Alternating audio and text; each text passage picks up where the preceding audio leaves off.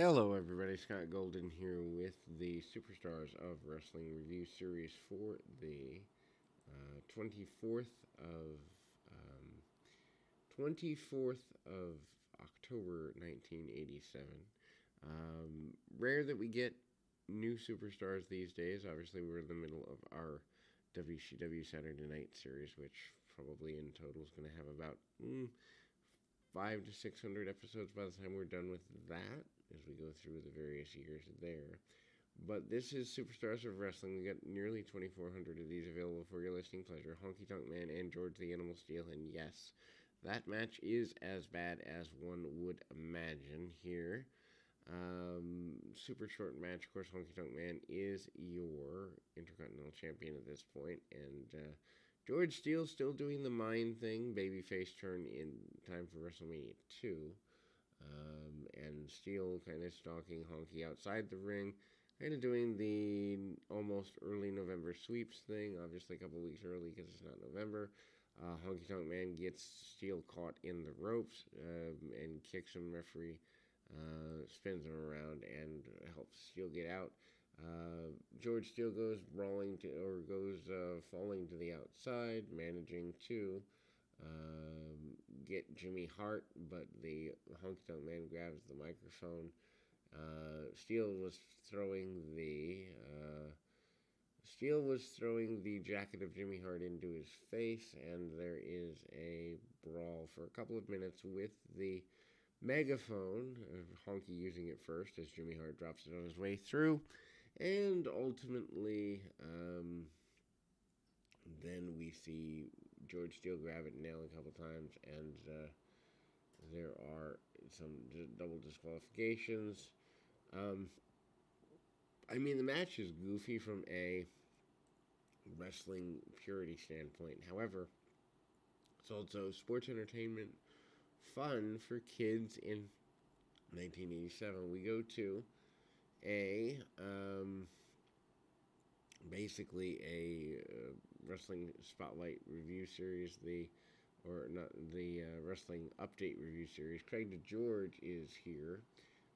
And there is the announcement of the Survivor Series team, including Bobby Heenan, announcing that his team will be on things, and Bundy and Orndorff, a former member of the Heenan family, going at it on a Saturday night's main event.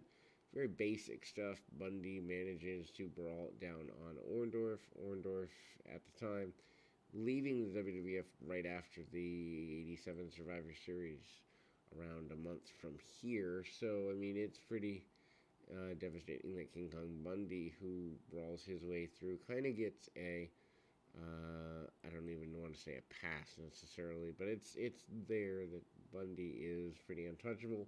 Rick Rude is relatively new in the area after coming off World Class. By the way, if you haven't checked out our World Class series, 321 episodes of that, if you're interested in that. Anyhow, Rick Rude and Mike Richards is here, and Rick Rude, of course, coming in, doing the everybody sit down, shut up kind of deal, and Rude managing some punches, kicks. Ladies in the crowd are being shown to really enjoy Rick Rude, punch, kick, and basic maneuvers. Rude awakening and a win for Rick in a couple of minutes.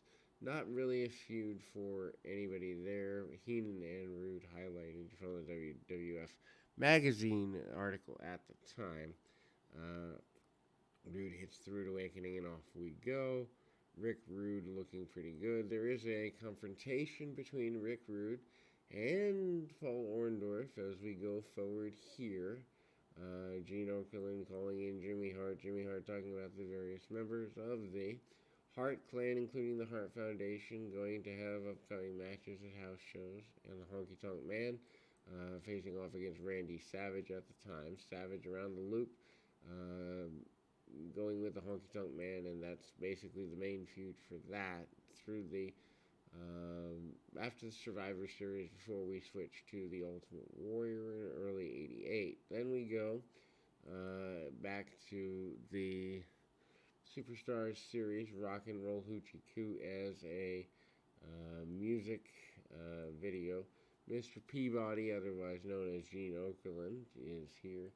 Goofy thing, if you've never seen the fuchsia guitar played by one of the musicians and Gene Okerlund in a wig, that's kind of an interesting thing. Okerlund is right after the segment doing more hype for local area house shows. Just interesting that that's there. Strike Force talking about their feud with the Islanders, promising to get even with the Islanders and the damage caused there. The uh, Strike Force kind of replacing the British Bulldogs slowly as an upcoming tag team that should be taken seriously. Bulldogs, of course, up here against the enhancement talent team of Steve Lombardi and Jose Estrada.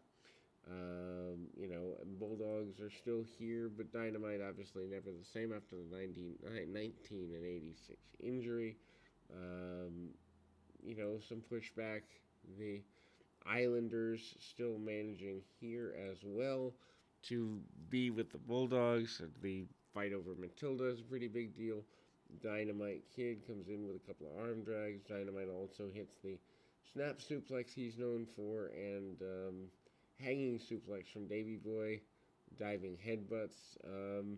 Pretty competitive match considering that these are the former tag team champions, although they're filling time, and the Bulldogs a major deal at the time. Hard clothesline by the Bulldogs. Bulldogs managing to be in control pretty consistently, as it were, and ultimately managing to do the diving headbutt from the top. Interview hyping the Survivor Series. Heenan and Jimmy Hart and Mr.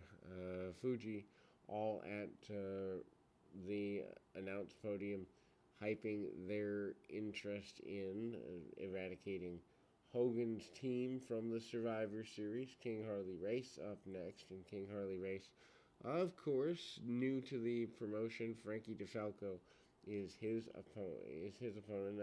Actually, Race not new at this point, having been on WrestleMania 3, but Race still kind of reeling. He's getting ready for a house show loop with Hogan at the time, which is thinking about former NWA and WWF champion going at each other is a pretty basic thing, and we will continue right after this.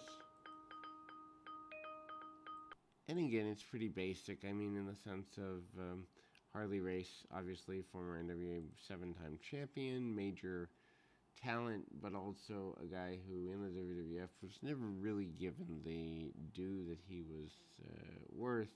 Although in an entertainment-based thing, matches like what Race wanted to put forward weren't going to be the best.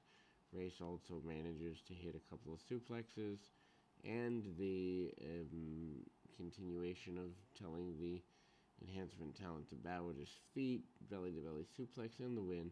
Jim Duggan and Harley Race go at it in the aisleway. Duggan obviously trying to get more out of that feud. That is right before the Slammy Awards at the time. Duggan also going at it in his enhancement match with Tiger Chung Lee coming up next, and ultimately that's pretty simple. Duggan with a couple of body slams,